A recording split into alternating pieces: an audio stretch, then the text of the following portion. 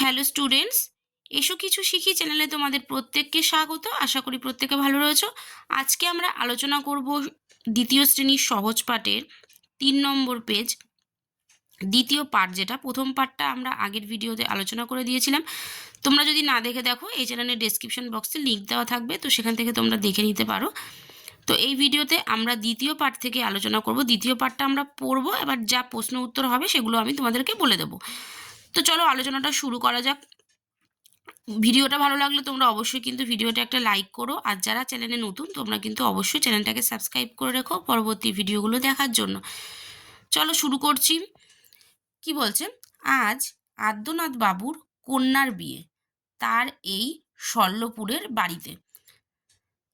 কন্যার নাম শ্যামা, বরের নাম বৈদ্যনাথ। বরের বাড়ি অহল্যাপাড়ায়। তিনি আর তার ভাই সৌম্য পাটের ব্যবসা করেন।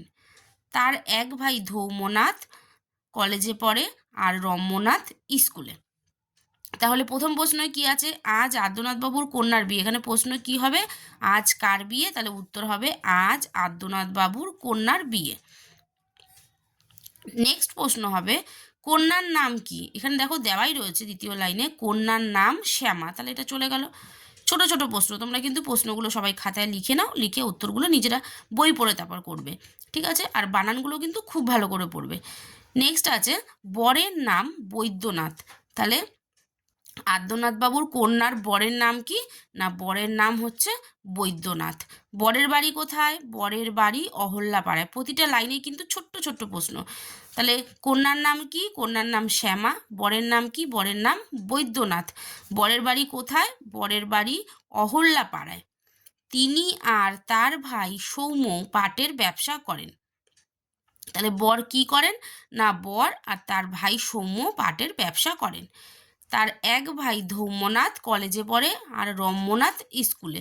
তাহলে এখান থেকে প্রশ্ন হতে পারে ধৌম্যনাথ কিসে পড়ে? তাহলে আমরা উত্তর কি লিখব? ধৌম্যনাথ কলেজে পড়ে। আর যদি বলে রম্যনাথ কিসে পড়ে? রম্যনাথ স্কুলে পড়ে। পরের পৃষ্ঠায় বলেছে দেখো, আদ্যনাথ বড় ভালো লোক, দান ধ্যান পুণ্য কাজে তার মন, দেশের জন্য অনেক কাজ করেন, সবাই বলে তিনি ধন্য। আদ্যনাথ বাবু তার ভৃত্য সত্যকে আমার কাছে পাঠিয়েছিলেন। আমি বলেছি তার কন্যার বিবাহে অবশ্য অবশ্য যাব। এখানে এসে দেখি আঙিনায় বাদ্যবাজ্যে চাষিরা এবছর ভালো শস্য পেয়েছে, তাই তারা ভিড় করে এসেছে। ভিতরে ঢুকি সাধ্য কি, অগত্যা বাইরে বসে আছি।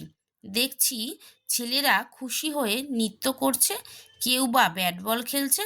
নিত্যস্মরণ ওদের ক্যাপ্টেন। আচ্ছা, তাহলে এখান থেকে প্রশ্ন কি কি হতে পারে? দেখো, আদ্যনাথ বাবু কেমন লোক? যদি বলে আদ্যনাথ বাবু কেমন লোক, তো আমরা উত্তরে কি লিখব? আদ্যনাথ বাবু বড় ভালো লোক। কি কি কাজে তার মন? দান ধ্যান পুণ্য কাজে তার মন, দেশের জন্য অনেক কাজ করেন। তাহলে তারপরে দেখো দিয়েছে আদ্যনাথ বাবু তার ভৃত্য সত্যকে আমার কাছে পাঠিয়েছিলেন। তাহলে প্রশ্ন হতেই পারে আদ্যনাথ বাবুর ভৃত্যের নাম কি? আদ্যনাথ বাবুর ভৃত্যের নাম হচ্ছে সত্য। তারপরে হতে পারে চাষিরা কেন ভিড় করে এসেছে? চাষিরা এবছর ভালো শস্য পেয়েছে, তাই তারা ভিড় করে এসেছে। ঠিক আছে, এই যে এই প্রশ্নটা, চাষিরা এবছর ভালো শস্য পেয়েছে তাই তারা ভিড় করে এসেছে। তারপরে হতে পারে যে ছেলেরা কি কি করছে? না, ছেলেরা কেউ খুশি হয়ে নৃত্য করছে, কেউ বা ব্যাট বল খেলছে। ঠিক আছে, লাস্ট প্রশ্ন, ওদের বা ছেলেদের ক্যাপ্টেনের নাম কি? তাহলে ছেলেদের ক্যাপ্টেনের নাম হচ্ছে নিত্যস্মরণ। যে নিত্যস্মরণ ওদের ক্যাপ্টেন। তাহলে ক্যাপ্টেনের নাম কি? ক্যাপ্টেনের নাম হচ্ছে নিত্যস্মরণ।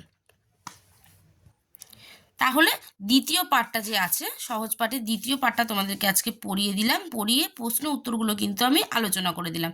তোমরা ছোট ছোট প্রশ্নগুলো কিন্তু খাতায় লিখে উত্তরগুলো নিজেরা বই পড়ে ভালোভাবে বইটা পড়ে উত্তরগুলো করবে। ঠিক আছে, নেক্সট ভিডিওতে আমরা তৃতীয় পার্টটা আলোচনা করব। তোমরা যারা চ্যানেলে নতুন, আমি অবশ্যই বলেছি ভিডিওটাতে লাইক করে তোমরা চ্যানেলটাকে সাবস্ক্রাইব করে রেখো। আজকের মতো এ পর্যন্তই, দেখা হবে নেক্সট ভিডিওতে।